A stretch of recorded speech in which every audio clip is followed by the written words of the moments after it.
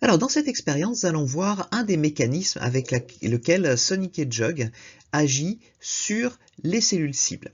Alors, normalement, vous avez une molécule dans la membrane plasmique qui s'appelle Patched et qui est le récepteur de Sonic Hedgehog. Et en absence de Sonic Hedgehog, Patched inhibe une autre protéine transmembranaire qui s'appelle Smoothened.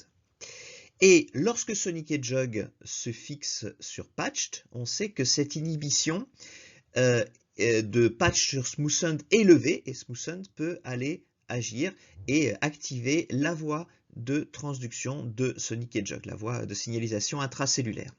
Alors, nous allons voir avec cette expérience un des mécanismes avec lequel cela fonctionne. Donc là, nous avons des cellules en culture dans lesquelles on a fait exprimer Patched, ou Patched 1 ici, lié à la GFP, et également RAP7 lié à la RFP. Et RAP7 est une protéine qui se trouve dans les endosomes, donc dans les vésicules où les vésicules d'endocytose sont créées et vont ensuite fusionner avec les endosomes. Et donc ça nous permet de visualiser ce compartiment intracellulaire qui est lié à l'endocytose. Et donc ici, on a cultivé les cellules en absence de Sonic Hedgehog, qui est appelé ici SHHN. Et vous voyez, donc vous avez quelques colocalisations partielles de Patched avec RAP7, mais seulement partielles. Vous avez beaucoup de points verts qui ne sont pas rouges également et donc qui n'apparaissent pas jaunes dans ici cette addition des couleurs.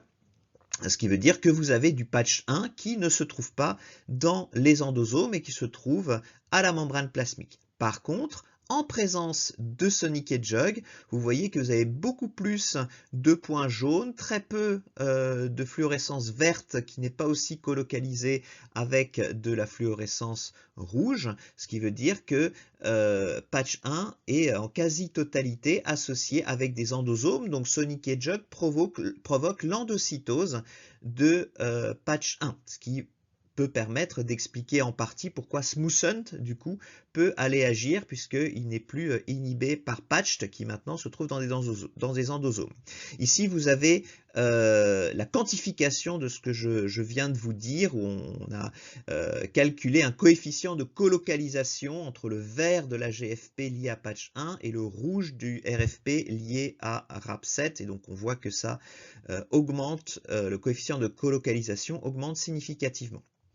Alors ici, il y a un motif qu'on appelle 2PY, donc c'est une séquence d'acides aminés qui se trouve dans Patched, et on a voulu savoir quel est le rôle de cette petite séquence d'acides aminés. Donc au lieu de transfecter les cellules avec un Patched sauvage, normal, on a transfecté les cellules cette fois-ci avec un patch dans lequel on a enlevé cette petite séquence d'acides aminés.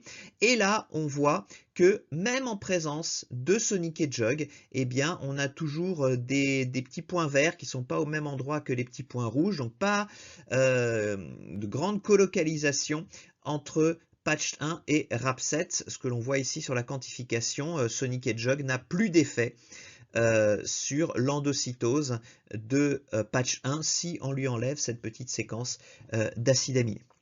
Donc là, vous voyez par ces expériences de biochimie et de biologie cellulaire, on voit un des mécanismes par lesquels Sonic Hedgehog agit sur les cellules. Il stimule l'endocytose de son récepteur, patch 1, et à ce moment-là, Smoothened, qui normalement est inhibé par patch 1, Smoothened peut aller agir et activer la voie de signalisation intracellulaire de Sonic Hedgehog.